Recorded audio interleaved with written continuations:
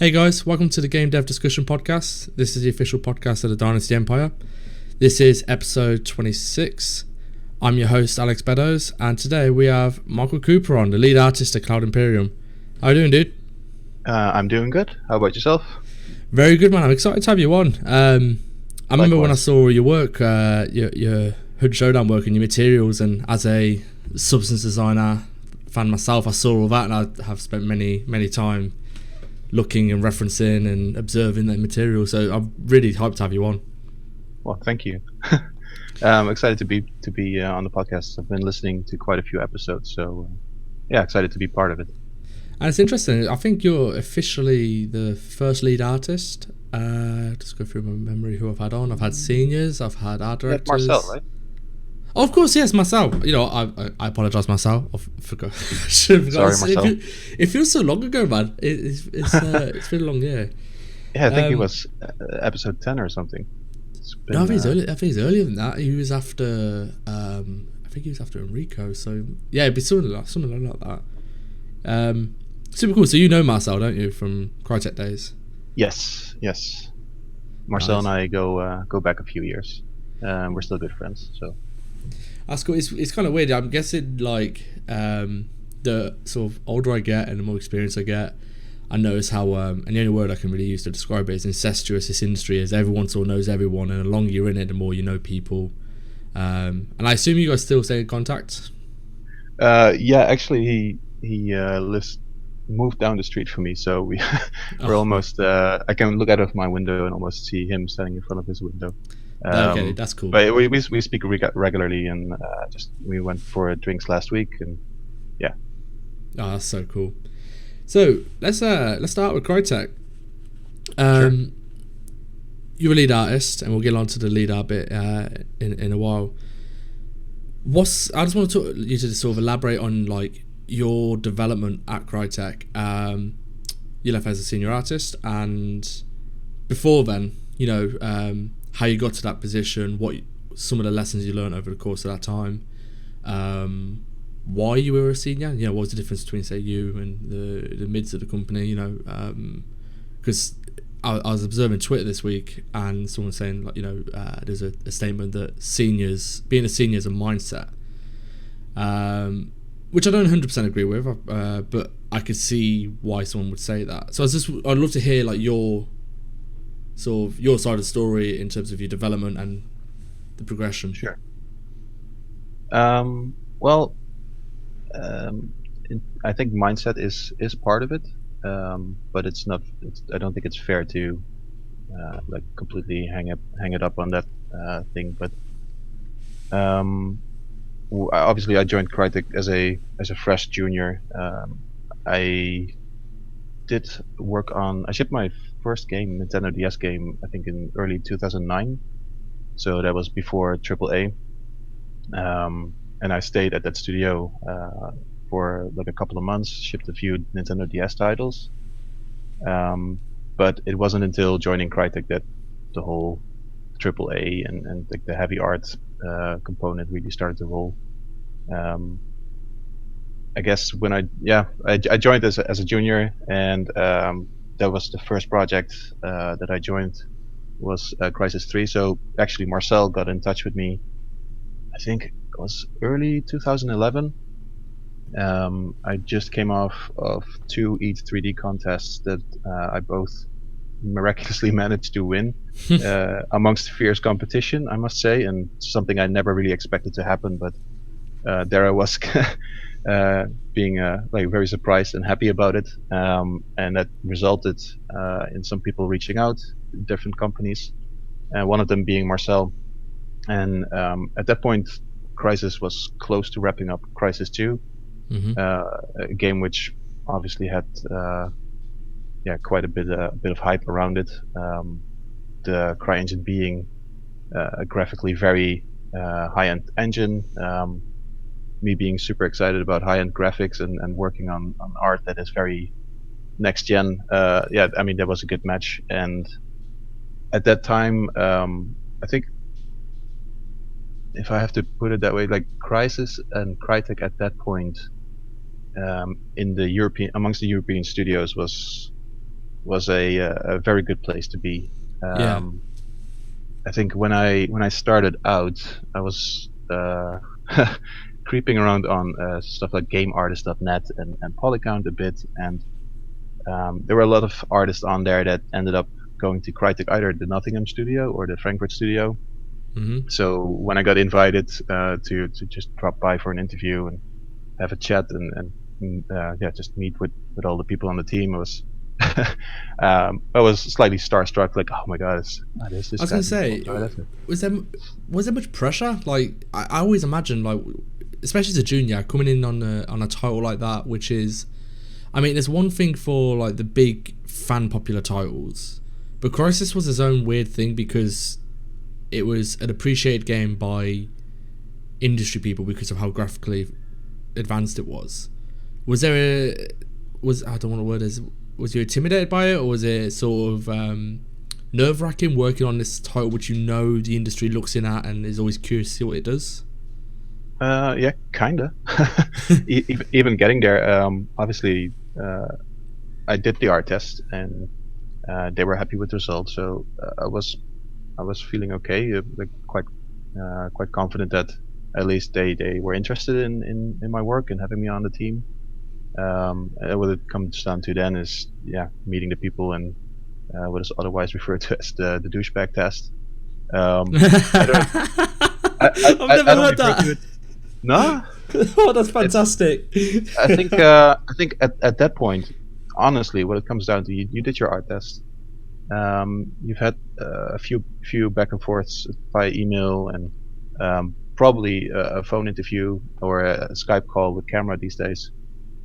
And what it really comes down to at that point, I think, often is having somebody over for the day, showing them around, see how he interacts with the rest of the team, see if he's a person that is not afraid to step up to the artist he gets introduced by, even if it's somebody who has been there for years and has quite the reputation. It's like, how does somebody interact, right? Is he okay to just talk about the work he's doing, ask some questions? I think that shows a lot. If somebody feels comfortable to do that, even though they're quite new, and without being awkward or arrogant or whatever, I think that's usually a good sign. Mm-hmm. But yeah, I went there, and to be honest, I was on my way back, and I was just in the train, and I was just sort of calming down from the whole experience, and it's like, oh my god, I went there, I talked to all these people, and yeah, they showed me the game. They were showing me like an early version of what in the end was the Crysis 3, Mm-hmm. and I was really like, oh, so excited. I hope this works out.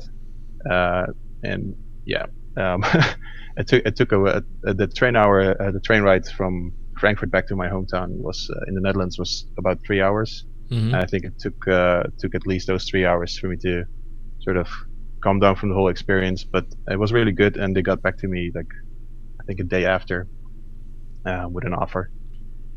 So yeah, that's how that started. Damn, that's cool. I've I always say this, and like, I don't know why people don't seem to believe it. The douchebag test, as you call it.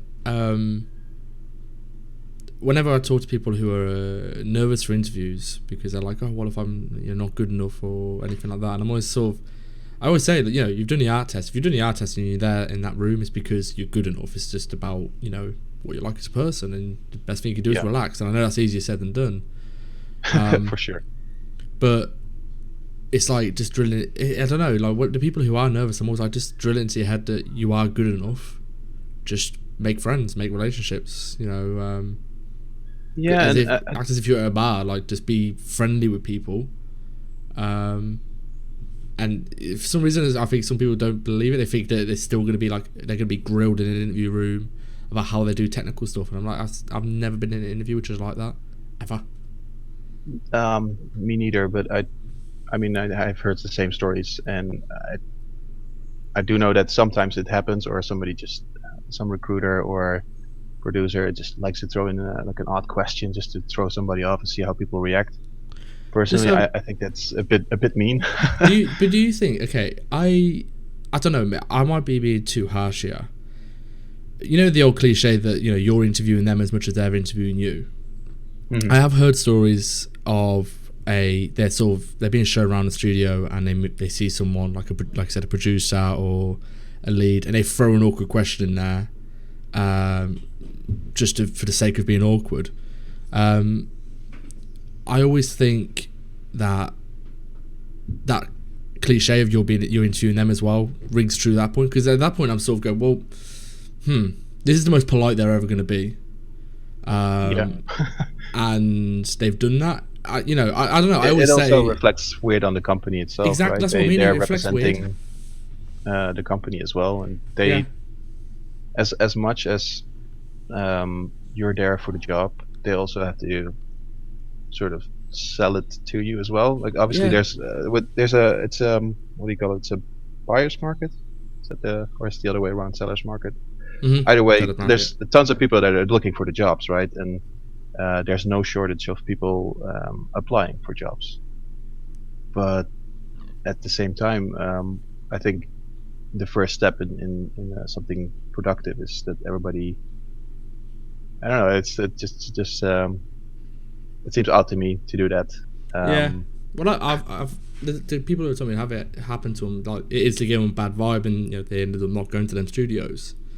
Yeah. But whenever I hear that, I'm like, obviously I haven't experienced it myself, so it's easier said than done. But I'm always like, maybe it's not worth you going there. Even if they offered you a job and that's the only offer you got, like think very carefully about it, because you're going to spend the next couple of years, 7.5 hours a day there.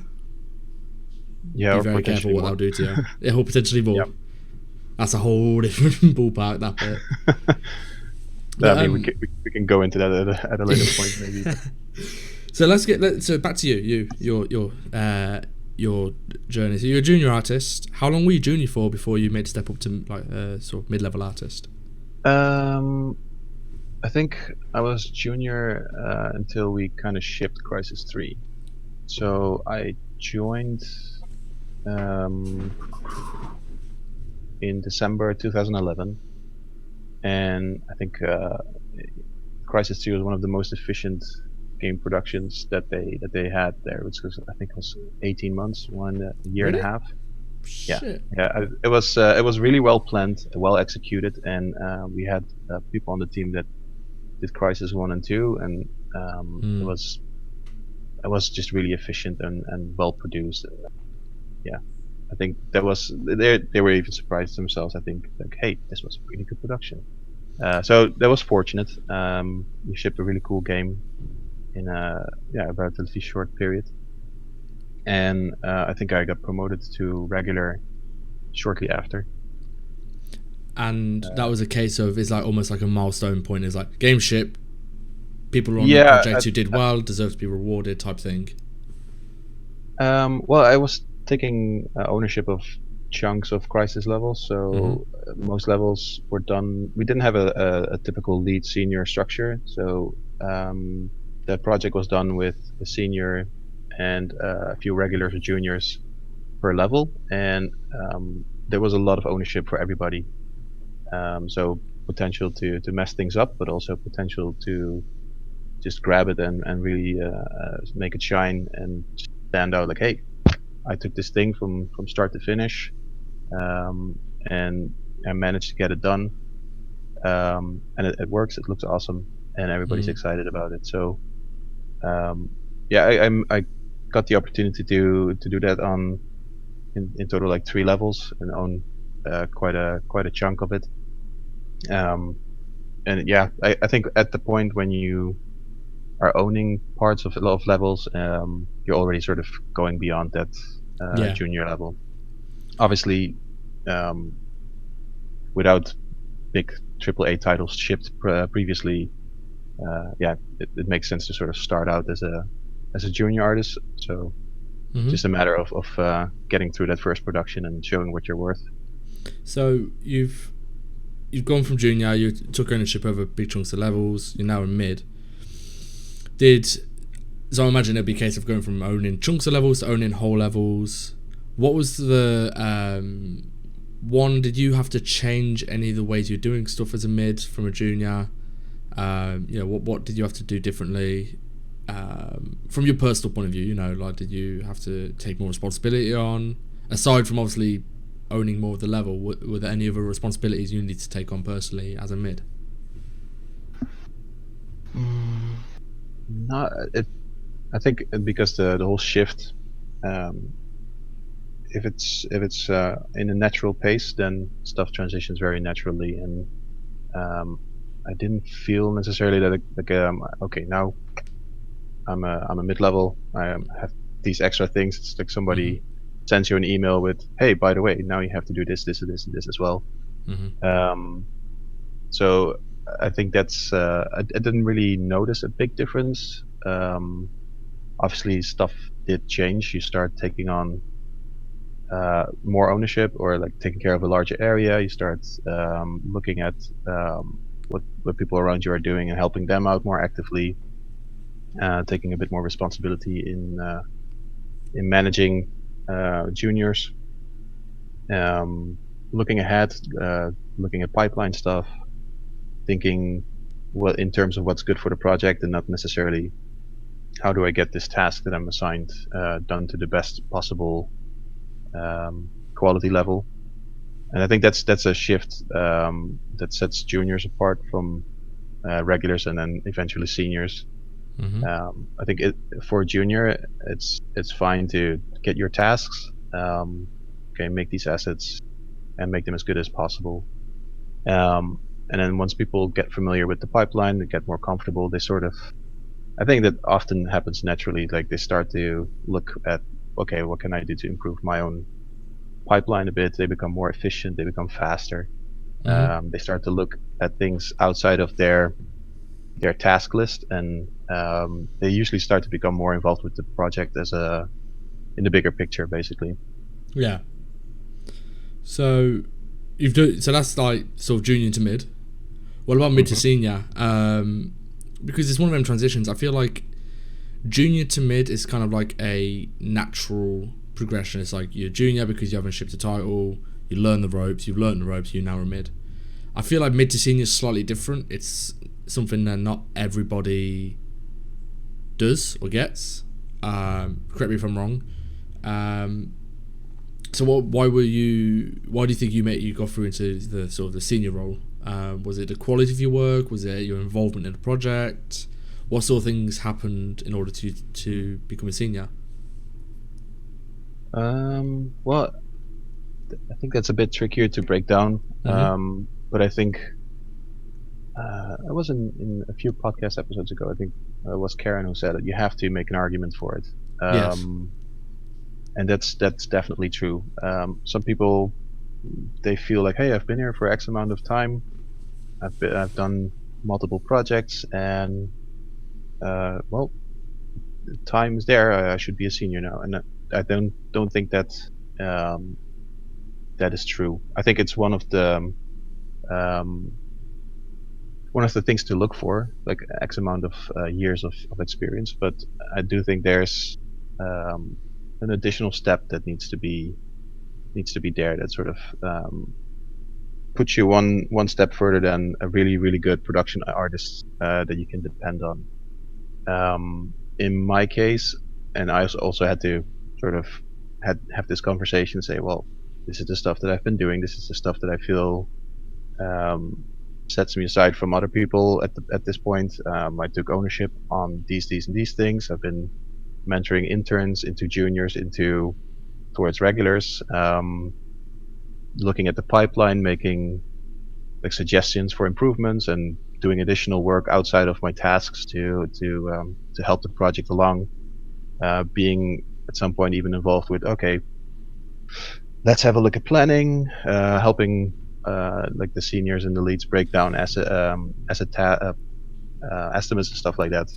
Can I just want to come back to one thing you just said. You did extra stuff outside of your sort of job description to help everybody.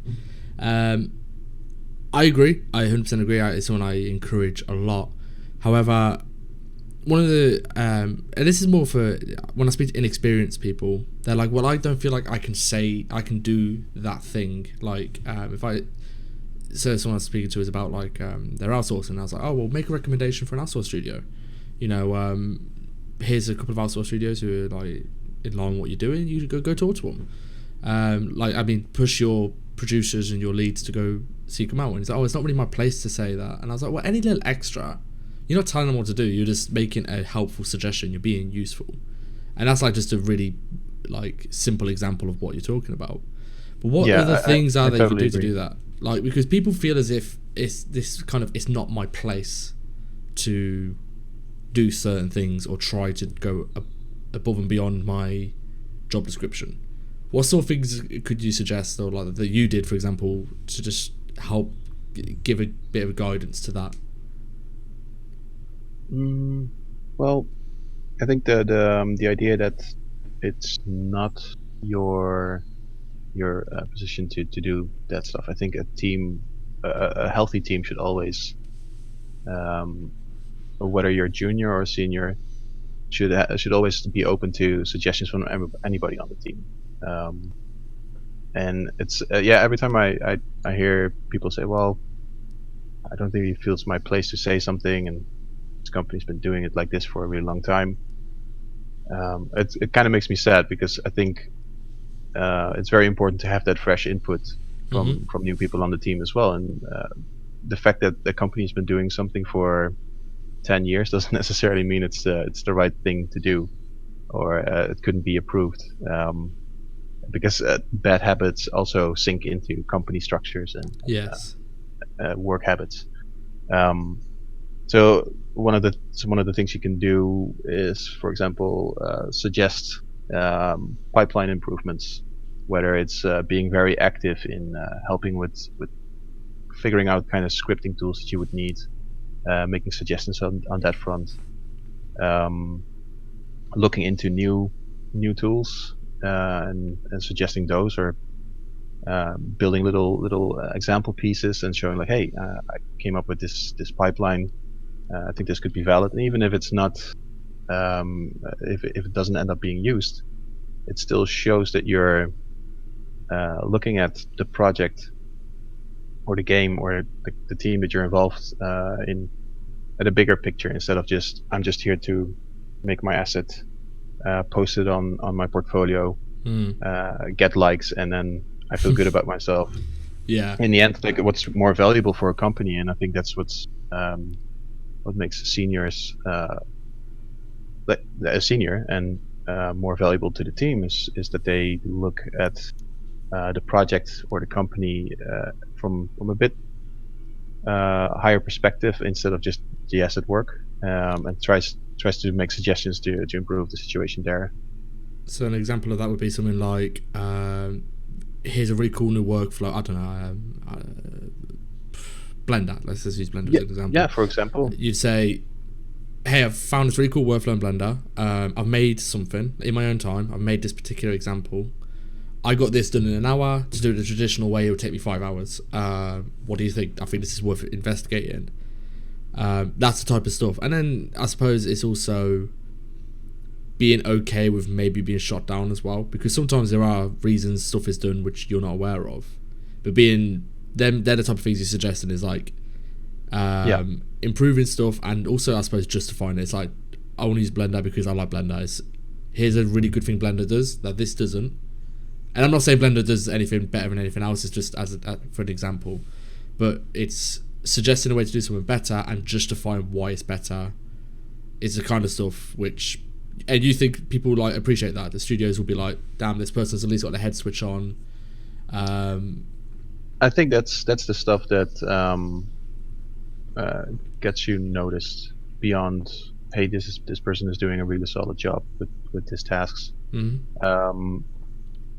In my case, I think I did back in 2014 when I first got introduced to a substance. It wasn't really a thing at Crytek yet. Mm-hmm. Some people were looking at it, and I built a bunch of stuff at home. The bricks that I did for Hunt, that was one of the first test assets or test substances that I built for while I was at Crytek. And back then there was still like a lot of skepticism. Like, I wonder if this is going to be as good as going the ZBrush sculpting bricks route and baking everything down. And I don't know. It's not quite there yet. So I made a lot of effort and put a lot of effort into just trying to get a good result and presenting it as like, hey, I think this is this could be really useful for the project. Look at what I can do. Hey, now it's 16 bricks. Now it's 12. What do you think?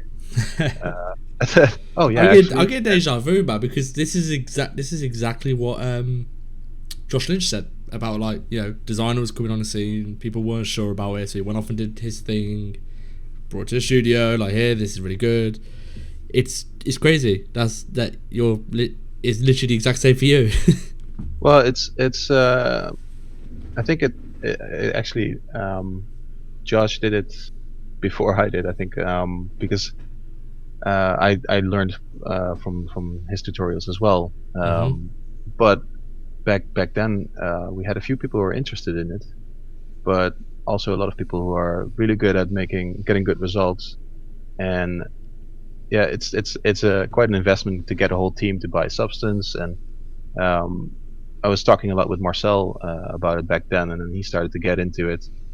And then we sort of did our little I wonder if I can do this challenge, and did a lot of like experimental substances, and he ended up making a cool rope, and that rope ended up being on every wooden structure in the swamp map of the first hunt map.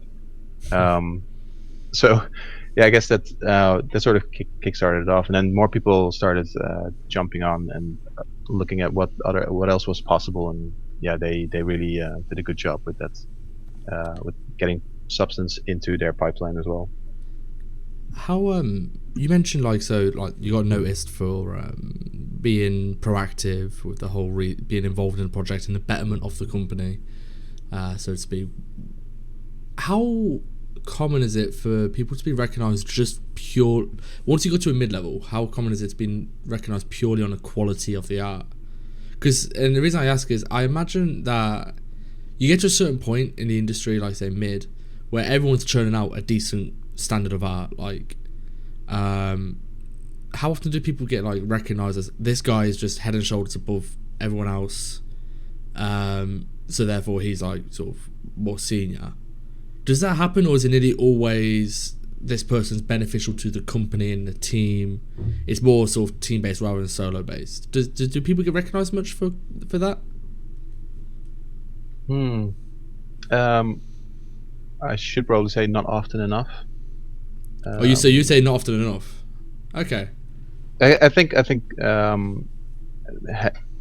being really really good and a really solid production artist, with this amazing quality work, I guess that's when if somebody keeps that up for an X amount of time, right, without doing the additional tasks or additional effort, but just being super super good, I guess somebody like that would still progress towards being a senior, but at a maybe at a slightly different pace. Yeah. And then after a few years, you could still have that conversation like, hey, I've been doing a really good job. I've always had good reviews. People are super happy with my output. I'm super dependable, and I'm building these amazing assets. I think I deserve to be moving towards a senior position. And then what might happen is that, for example, the lead or the management group decides, hey, you know what, you're right, but let's see what we can get on top of that. So maybe give that person the task to write down and work a little bit on his pipeline, or do some additional mentoring or training up some of the juniors. Give that person a little group of his own and see if he can sort of mentor them into being even better artists.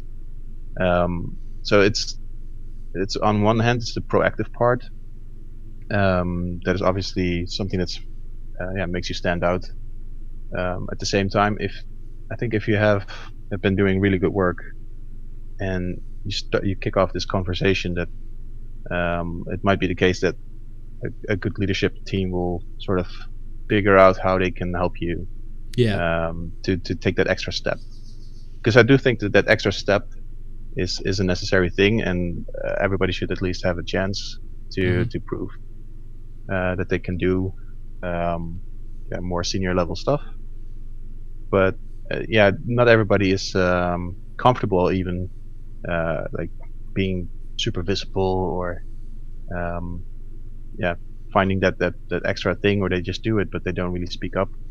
Do you think that's an issue within the industry itself? Because this is something I think about. I mean, for example, I do okay in the roles I've been in, and I'm a very loud person. I am not afraid to put my opinion across. I don't want to say I'm argumentative, but I can speak my side. And I've worked with people in the past who are more competent artists than me, stuff like this, and very introverted, they're very quiet. Now, in the back of my mind, I see it from 2 points of view. I'm like, this person should be recognised. Like, just because they're not loud doesn't mean they're not competent, which is one side of it. But then the other side of it is like, well, it's part of the job. The more senior you are, the more soft skills you need. But is it something you think that studios struggle with, is maybe recognising that someone's talent or not talent, their sort of usefulness to the studio, but that it's easy to miss them because they're not the loud characters or they're not the types to speak up? Is that an issue, or is it just that's part and parcel of it? You to get ahead, you need to get further, you need to have development skills. Like, how do you see it at the moment? I have mixed feelings about that. On the one hand, I think that extra step is a necessary component, because somebody can be a extremely good production artist, and if he keeps doing a good job, and the company is fair, then he will see a nice increase of salary, and he will sort of grow, and he will not stagnate or feel like he's stuck career-wise. But I think it's important to realize that moving up to a senior position is a shift in role. That means in some cases you might lose 30% of your production time doing other stuff, taking care of other things, and that might not even be the place where those people might be happiest. I think that's the compensation part and the role part is probably something that could be separated as well. Because people might feel that in order to get a salary increase or grow, that it requires a promotion, which is the easiest way to get a salary increase, but I think it's not necessarily the only way to increase your salary. And at the same time, I think there is a limit to let's see how I put this.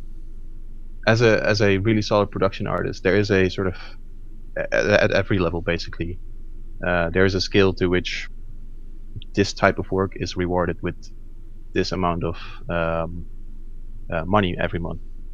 And I think there is there will be a cap at some point where it feels like, okay, if I want to continue to do this, this is kind of what I'm going to get for it. And then obviously the company has inflation compensation, so you're not completely stuck, but there will be a point where, okay, if I want to make more money every month, I will have to change my role a little bit.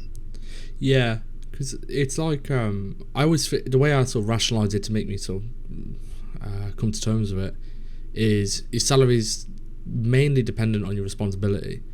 Like, although I do think studios, there probably is worth considering a shift in terms of, like you said, you don't need a promotion, but you do deserve maybe more money because you do more work, or you're more, work's a high quality. But like I said, there is a ceiling to it, because the more responsibility you have, the more salary you should have. That's how it should normally work. So, obviously going from a mid-level to a senior, you have more responsibilities, so therefore you require more money. You go to a lead, you need more money because you have more responsibilities, and that's the way I see it works.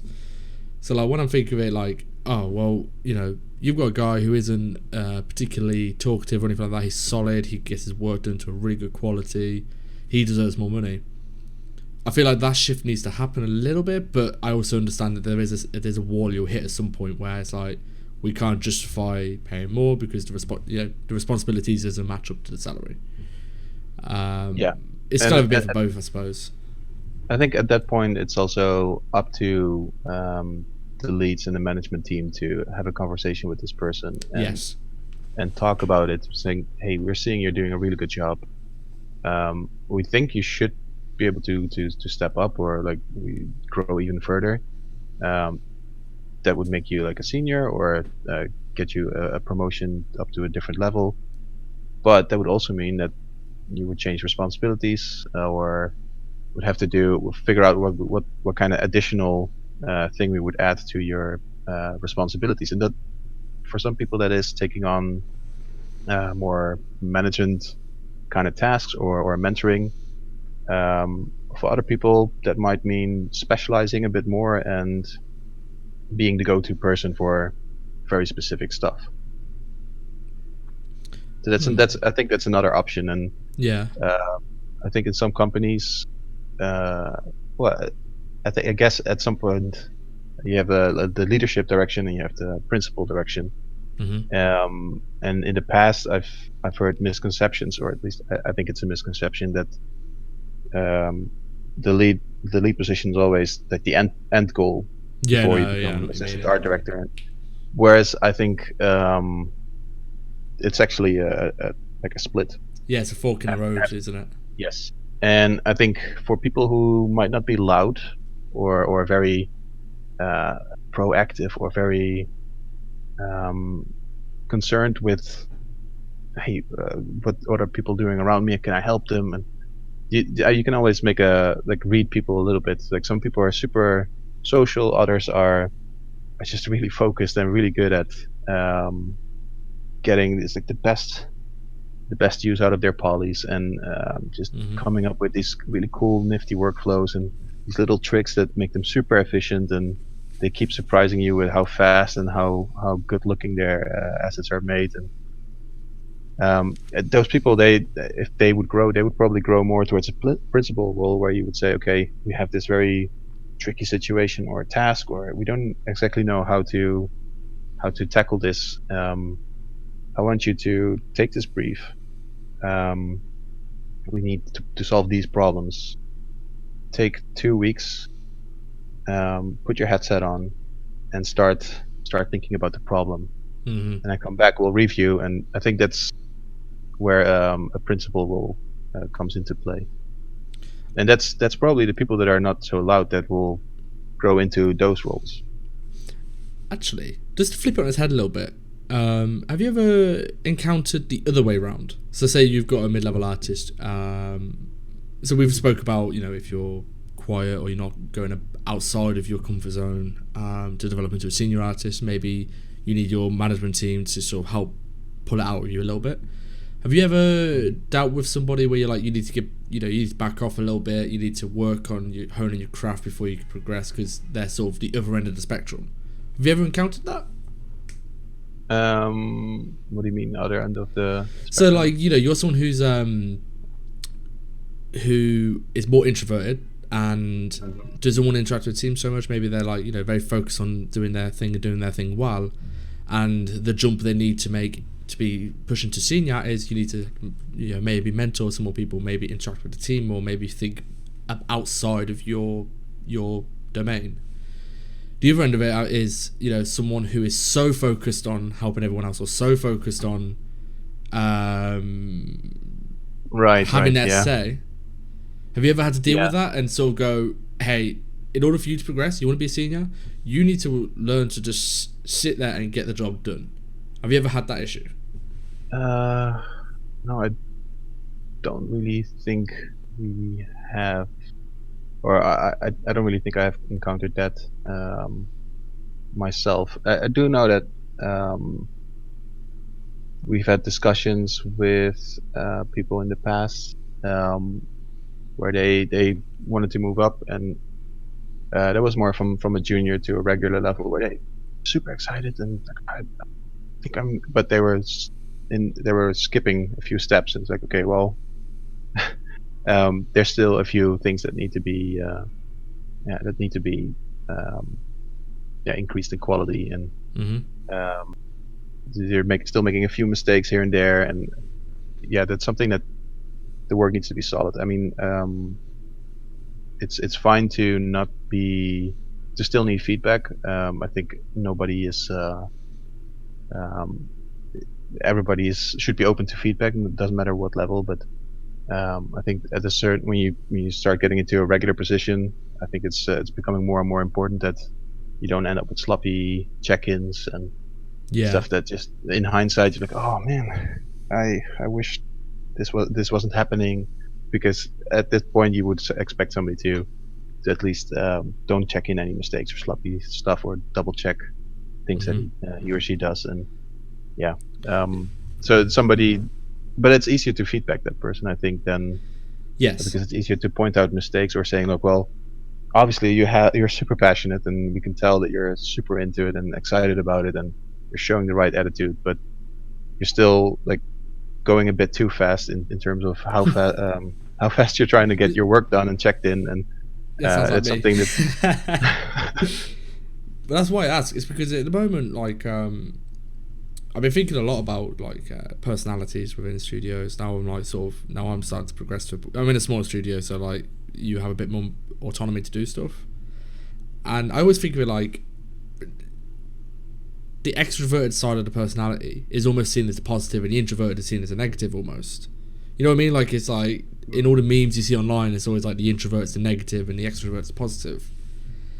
And I see the other way around, because I envy some of the introverted skills, like being able to just sit there and really focus and be on my own. I actually struggle with. Like I like talking to people, I like interacting with people, and like you said, I can rush things because I'm so keen to get stuff done and help people that I'm not taking the time to just stop, breathe, do stuff. And that's the only reason I ask, is because at the moment I do think there is like the narrative is being extroverted is good and being introverted is bad, if we're going to really simplify to black and white and generalize. And that's why I asked, just because I do think there's a flip to it, that there's skills on both sides of the spectrum.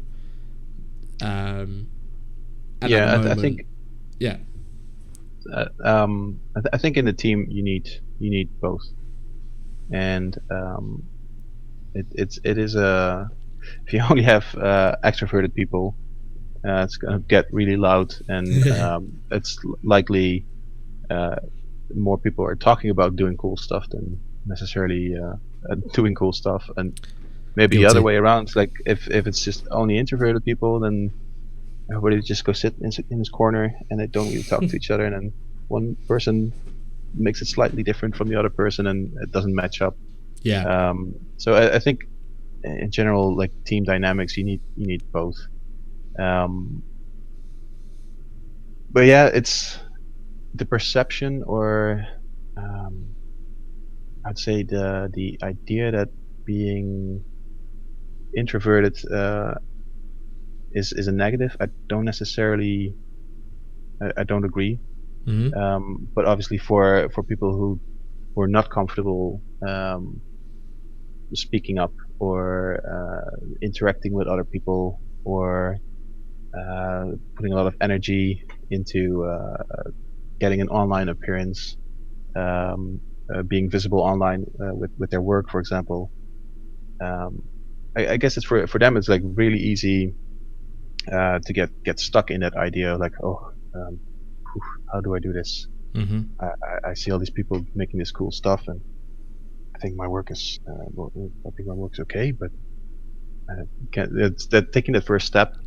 Whereas an extrovert might actually bluff his way through. And, sometimes just go like, I made this thing, it's awesome. And the confidence behind it is perfectly fine, and that you'd wish that amount of confidence on anybody, right? And it's up to other people that need to judge the work to say, well, hey, it's cool. Just make sure that you tidy up these areas, and then you're good to go. Getting somebody who's introverted to be more open is way trickier. It's also trickier to guide or mentor people like that, because it's I mean, often I think introversion comes with, and I'm not a by no means an expert on this, um, but it comes with a like a self doubt Yeah, it's got a lot of element, negative emotion attached to and narcissism. I guess it's just really hard to um, sometimes convince people like, hey, your work is really really good Yeah, and it's really appreciated, and don't you should feel good about the work you're doing, uh, and that stuff is on point, and just keep doing what you're doing, and just get more comfortable within the team, and then everything is fine, right? yeah. Um, I know what you mean. It's hard to get it out because when you're trying to mentor someone, when you're trying to critique someone, when you're having a dialogue, it's really easy because you bounce ideas off each other, and like you're having a conversation. I know what you mean when it's like if someone's more introverted, it's kind of you're still pulling answers out of them, and you're pulling the information out of them, or you're having to sort of encourage them to interact a bit more. No, well, yeah. actually, it's segueing quite nicely. So you as a lead now, Hmm. how to word this with the best way? How do you handle that? How do you handle the different people in your teams? Like, you've gone from a senior to a lead. Was it difficult? Like, because I'm guessing you go, the further up you go, like you said, the more production time obviously goes down, and the more team side of stuff goes up. Yeah. Did you, when you first stepped into the lead role, was there a difficult adjustment period, or did you take to it quite naturally? Because I'm guessing the adjustment period is right. I'm not really going to be doing as much solo art. I want to be more helping everybody else with their art, and obviously managing the Um, team. Was that difficult? in a way, yes. I think like I'm a weird mix of being introverted and extroverted. And I know that sounds a bit weird, but I really enjoy being on my own, Yeah. or have this way of getting super obsessed with something, and then almost isolating myself to the frustration of people around. It's like, oh man, come out, have a drink with us. It's like, no, I really want to do this right now. Um, and at the same time, I really enjoy going out and hanging out with people, and just having chats with people and being social. But it's a weird switch for me, and I think in terms of switching from being a senior to a lead, the idea of because there was a new team and a new subject matter that we would be working on, the planet stuff on our game was super new. It started out as a technical component that there was no real team to produce content with it just yet. It's just one artist and engineer just sort of working on this technology, and when it became clear that it's like, hey, we can actually this is going to be a thing, this can work, they decided to build up a team around it. Mm-hmm. um, Sorry. So there was an open an open position for this for this lead role, and I knew a lot of people who worked at Foundry, and sort of started talking, and I moved, switched studios, took on the lead position, and started looking at okay, growing a team, right? Super excited about it because at the start it was like 6 people, Mm-hmm. new tech. It was very much focused on doing R&D and building new stuff, and it was a fresh start, so you kind of get to make your own rules, in the sense that I want to do my stand-ups in the morning. Everybody's going to be part of this discussion. We're going to have Friday afternoons. We're going to do knowledge sharing, and I started like super enthusiastically like coming up with all these cool ideas of how I would want to run my ideal team. Mm-hmm. And for a long time, actually, that worked quite well. Obviously, we're like almost 3 years further now, and the team grew from, we started with like 4 or something to 14 at some point, Oh snap. and the responsibilities of what our team tackled changed over time. We started with doing the planets. Then we did the landing zones, like larger cities as well. And these are two very different pipelines. So the amount of meetings and syncs and discussions you need to have, they kind of explode. Yeah. So the amount of time that I could spend on like giving feedback, chatting with people, make sure that everybody's okay, that they're unblocked. That time even went down because it's just so stuck in meetings. So we did a little restructuring not too long ago. So that's good. It's like there's a more efficient management structure. Mm-hmm. But yeah, it was getting took a lot of getting used to. And in that first period of 6, when it was like a small team just working on planets, I did get to do some art. Mm-hmm. We set up a substance pipeline for the ground materials and for the planet stuff, and I even did like a bunch of base materials for the people to use, sort of setting some baselines. And yeah, that sort of I would at some point there wasn't really a lot of time for that anymore, and now it's coming back again. So looking forward to doing a little bit more art. I think it's important to balance that stuff out. Do you Because find? Sorry, I just want to come back to one thing you said. You said you're stuck in obviously the sort of managerial side of stuff, and you're having less time for them sort of feedback sessions or whatever, however you might structure it. mm-hmm. Is that where like you sort of, I don't want to say reap what you sow, but the team you've built, I'm guessing you'd have to rely. So say for example you're stuck in meetings, all the managerial stuff. At that time, I'm guessing you're relying quite heavily on your seniors to.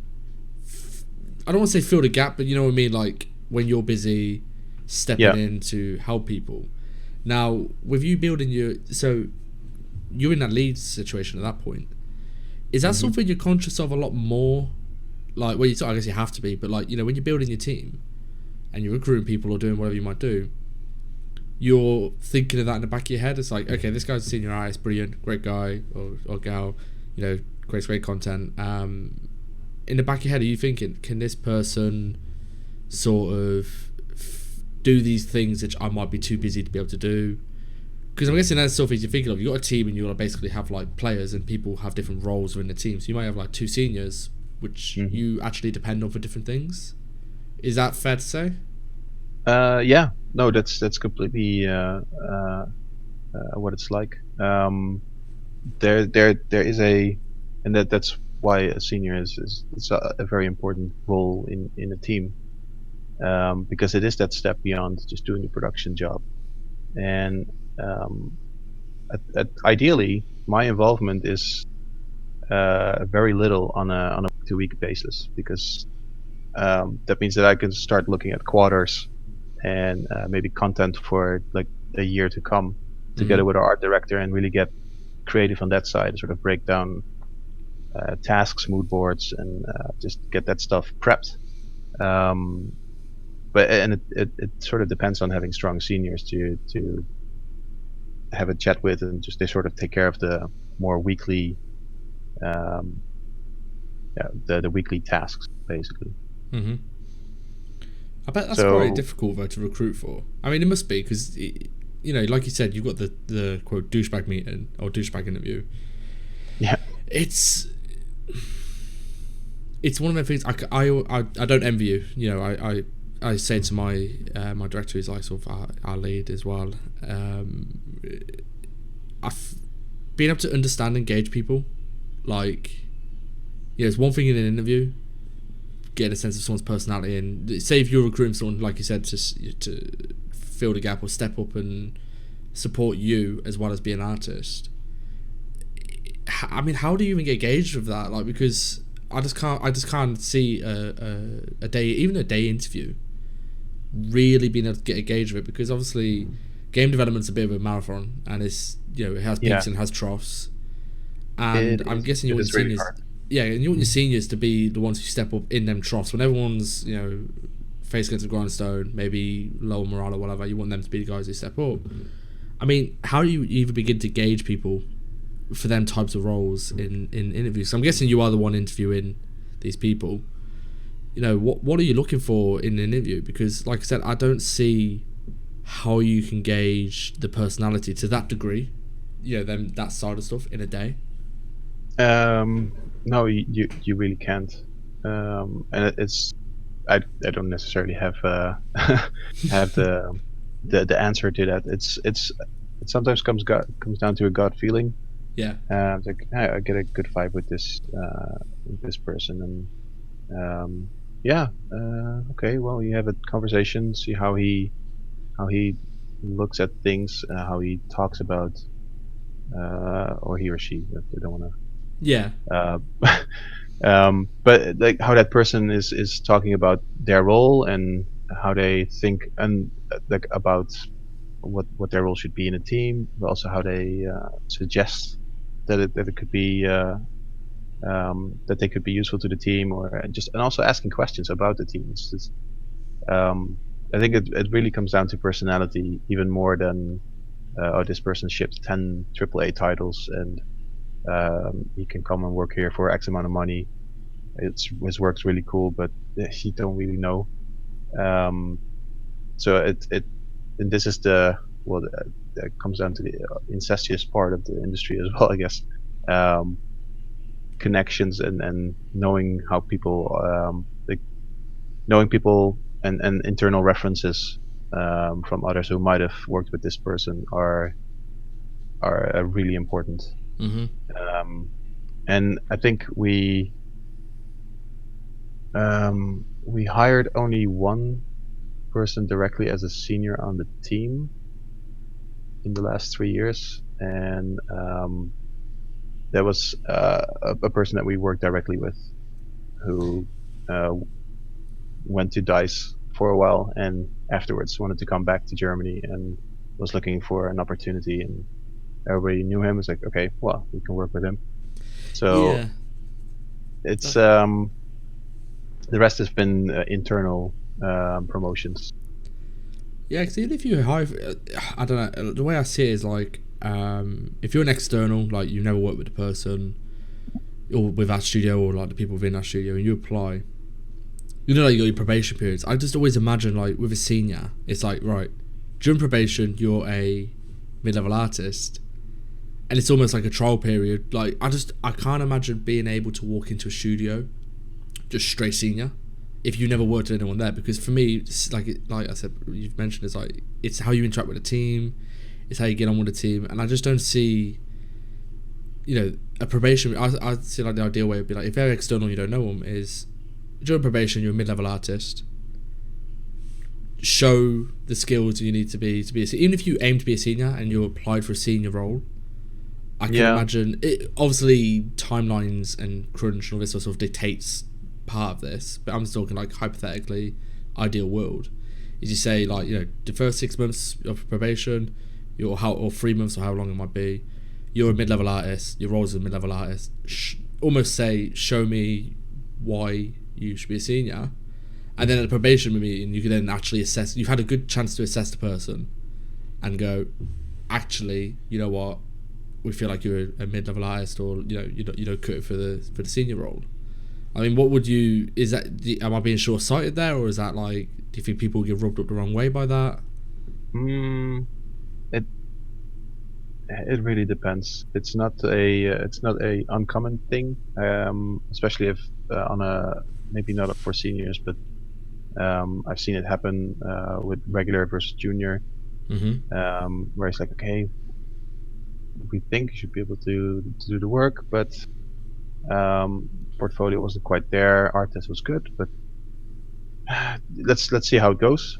And usually that works out. I don't think that if the probation period ends in a negative situation, this halfway situation where you do end the probation successfully, but you don't stick with your promise to hire then somebody as a regular, for example. I don't think that haven't seen that happen, because if it's not good enough, then probably the probation itself was not successful.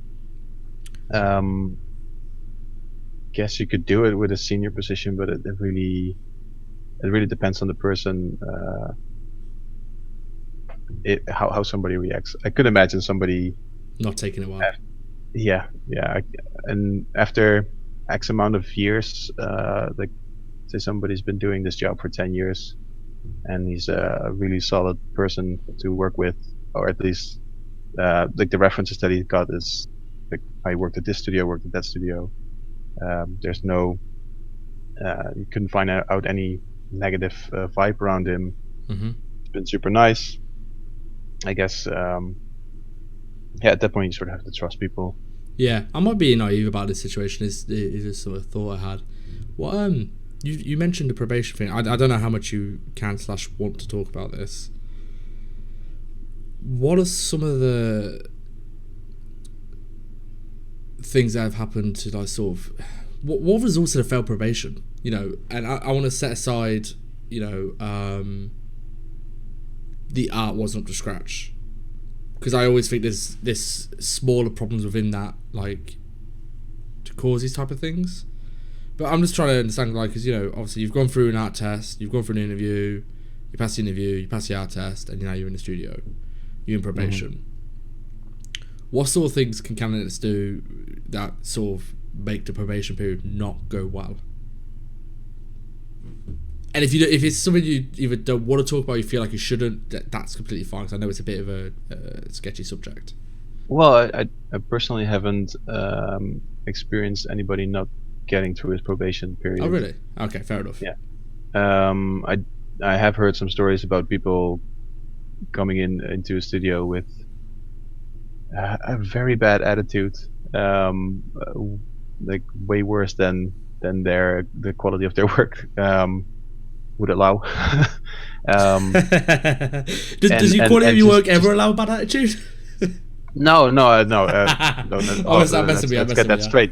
No, I think no matter how good you are, there's never a reason to be like an asshole. Yeah, no, completely. I think, yeah, no, it's the number one rule. Just be a nice person, and even if you don't have the answers or you don't always know what the right thing is to do, a bit of humbleness is also goes a long way. And if you made a mistake, just apologize. Just admit, hey, I'm sorry, I was making the wrong call, or hey, I didn't really know, I did the wrong thing. You were right. I think that stuff is very important. And the story that I heard was this person coming in and really thinking, oh, I'm awesome. They're so happy to have me, and being very unreceptive to feedback from the people who were mentoring, and actually not finishing the probation period himself. The person left, and basically said, "Yeah, no, I'm quitting. That place is I don't want to be here." But basically, from the company point of view, yeah, I think the overall consensus was that person wasn't gonna make probation anyway. And that, yeah, I mean, it's really sad because when you get through that process, you did your art test, you did your interview, you're there. There is so much to learn from everybody that's in a company. No matter how cool or how excited you are about the work that you did that got you there.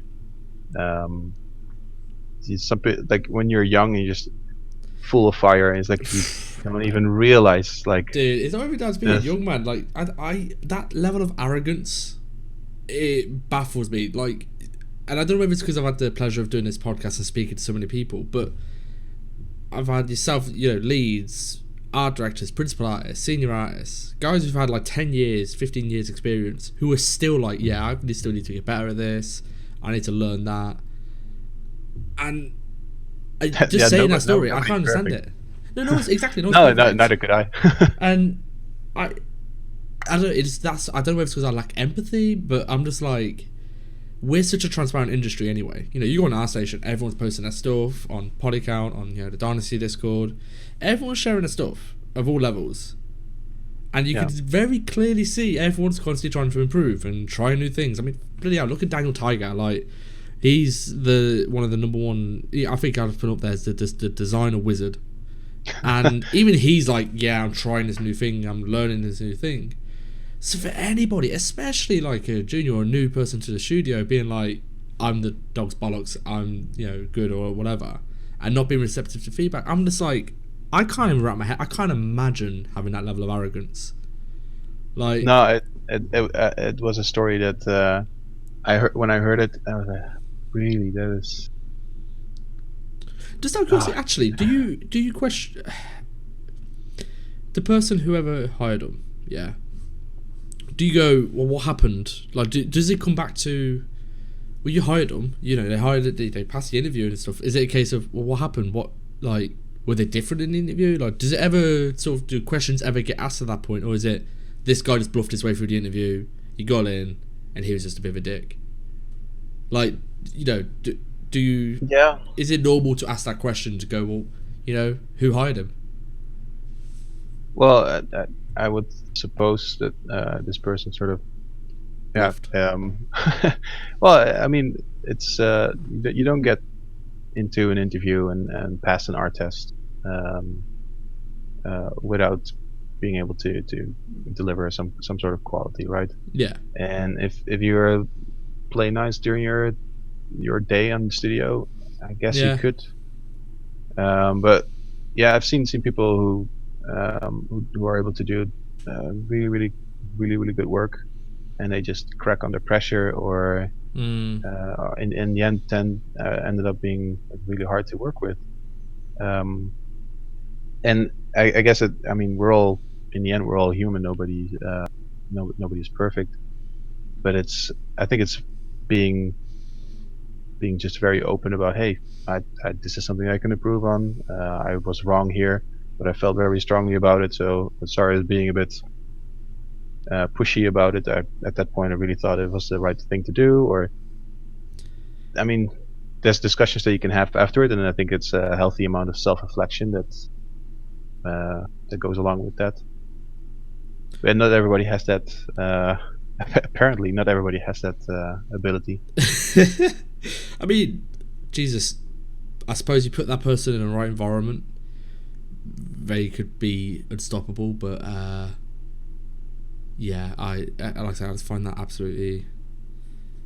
I just like, obviously it happened, and it's like I just can't begin to just wrap my head around that. You mentioned that our whole like being humble enough to say, like, sorry, I messed up. Is, as a leader, you'd probably be able to give a better idea of this. Does that come from being humble, or does that come from just being scared to be wrong? Because obviously, I suppose there's two sides to the coin. It could be you're just too arrogant to want to admit to being wrong and you want to be right, or is it that, or do you find it's more they're just scared of being told off? Which do you encounter more in that sort of that situation of someone's done something wrong or made a mistake, and owning the mistake? Which side of the coin does it tend to fall in your experience? It's a good question. Usually the more experienced people get, the more they are like capable of just self-reflecting and saying, like, well, you know what, I was wrong. Mm-hmm. And obviously it's if you're not as experienced, you want to make sure that you do an absolutely kick-ass job. It can be really scary to admit that you're wrong, because you think that, hey, these people are never wrong. Mm-hmm. They do all this cool stuff and they know exactly what they're doing. And if I admit that I'm did something wrong, or made the wrong choice, or made a check-in that that broke the build, that's going to reflect really badly on me. And what are they going to think? And then but at that point, I guess it requires like a senior or a leader or somebody to say, well, I once broke a build. I was going to say, you should have that plastered on the wall. And it took 3 days for them to figure it out. And that should be on a wall somewhere in every studio. I broke a build once, and then like underneath, like whoever it is, art director or lead artist or technical director, like everyone's broke a build at some point. Absolutely. And but it can be very scary. Like you join a big company as a junior, and you have all these people that are super experienced, and if you have the right attitude, you're aware that these people can teach you a lot and they've been through a lot, and yeah, then you don't want to be you don't want to look stupid, but at the same time, the only way to sort of grow is to see where you can improve, or even just, man, it's you would lose a lot of stress factor if everybody sort of agrees that mistakes happen, Mm-hmm. and that as a team you're responsible for keeping the ball rolling, instead of people sort of getting protective and getting stuck in this situation where it's like, oh, I did something wrong. What am I gonna do? And then nobody finds out, and then maybe the problem gets worse because you should have just brought it up, and yeah, the problem starts cascading through the build, and something Yeah. else breaks, and it's like stuff like that happens. So you do long hours, and then you go to your house at 11 in the evening. It's like, okay, checking this last thing, and I go home. It was a hard day, but I got it done. And then you check in the wrong file, and then because you're already working way too long. Stuff like that happens, and the fear of making that mistake, yeah, can be really bad, and not everybody is capable of dealing with that. I think some people that are less experienced, I've seen people like getting really cramped up, like, oh, what if I do this wrong? I don't want to. Can you double check my check-in? And I think it's experience and just getting used to potentially breaking a build or two. Yeah. Sort of helps you get into the this part of the job. No, that's fair enough, dude. I can't believe we've been talking for an hour. We've been up to an hour 30, nearly hour 30. Start at quarter 7. I can't believe that's gone so quick. Like, it's been really interesting. Wow, has it? I am. I'm gonna have to talk with you guys. I want to get you back on because I'm not nowhere near finished. I feel like there's a lot more we could talk about. Dude, I would whenever you want a follow-up conversation, I would be more than happy to spend another hour and a half. Oh, dude, it'd be dope. But we're gonna finish up with one last question. Ask everyone. I'm guessing, I know you said you've listened in the past, so you know what's coming. But you know, Yep. you go back to your junior days, or like, you know, when you first set off on your career path of wanting to be a games artist. What advice, with you now, with all your experience, would you give to your younger self to help them along the way? So, like you said, I knew this question was coming. I've been trying to sort of prepare myself for it, and if it's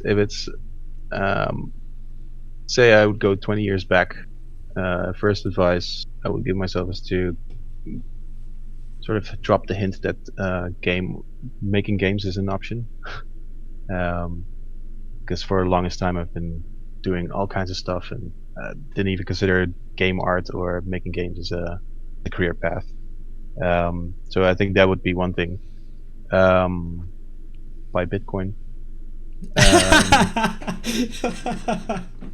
Because that would have been good. And then I think, but the more serious answer in terms of the game art career, I think to not lose touch of stuff that is fun outside of work. I think it's very easy to get stuck in this rat race and feel like there's this constant pressure, and this is something that we didn't even really touch on, but like there's this pressure cooker that sometimes it can feel like you're in. You want to keep up with all the cool stuff that people are posting.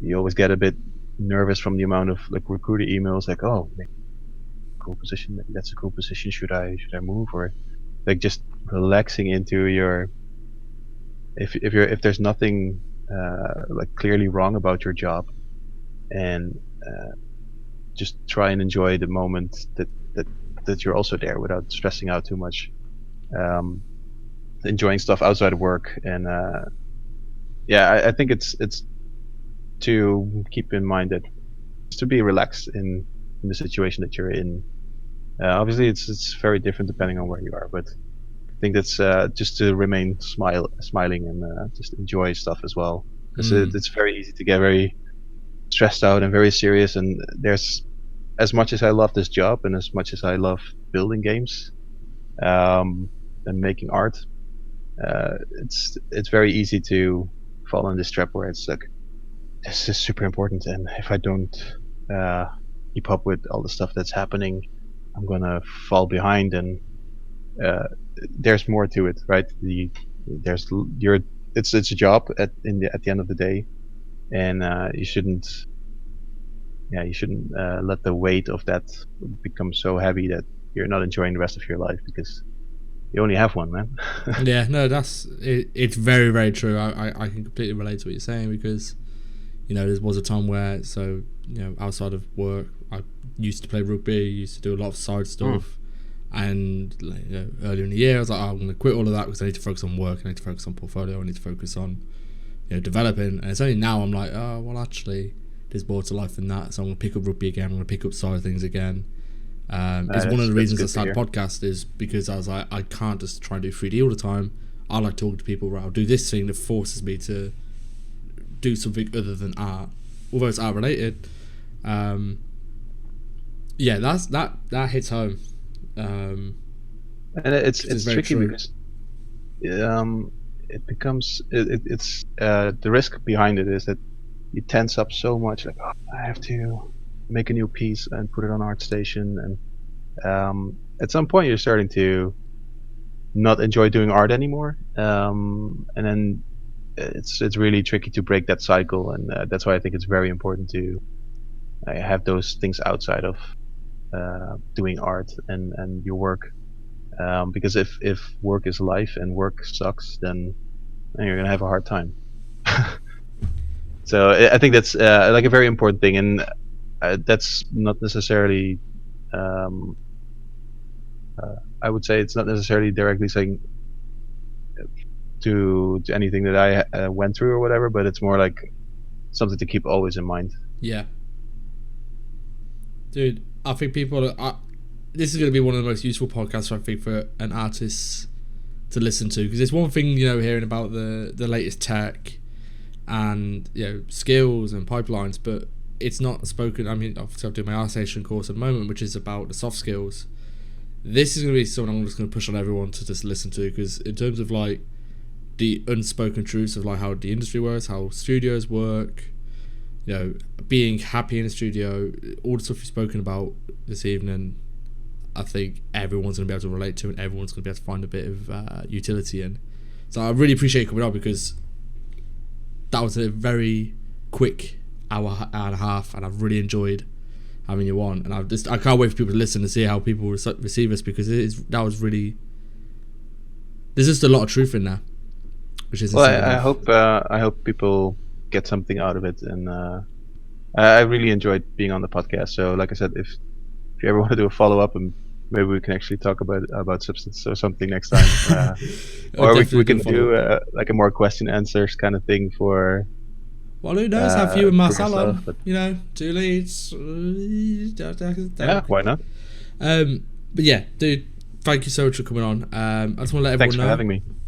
In the description below, I'll link to Marcel's, Michael's, sorry, Marcel's. I'll link to Michael's ArtStation. Go give a follow. And there's also links to all the platforms. So the podcast is available on Spotify, on SoundCloud, on iTunes. If you want to keep up to date with all the latest news to do with the podcast, I'll link my Twitter and my ArtStation blog. I keep all the latest information to do with the podcast on there. There's also a link to the Dynasty Empire. This is the official podcast of the Dynasty Empire. It's a great learning community focused on 3D art. Go along, join up, say hello. People share their work for critiques. There's great feedback given. People are now starting to give like PDF documents of feedback and critique to people, posting resources, and it's just a great community. A lot of my friends are in there now. A lot of close friends I've made, it's been through that community. So I encourage you to just go along and join up. But we're going to wrap up. Michael, thank you so much for coming on. I've really, really enjoyed having you on. Thanks for having me, man. I really enjoyed our conversation. All right, peace out, guys.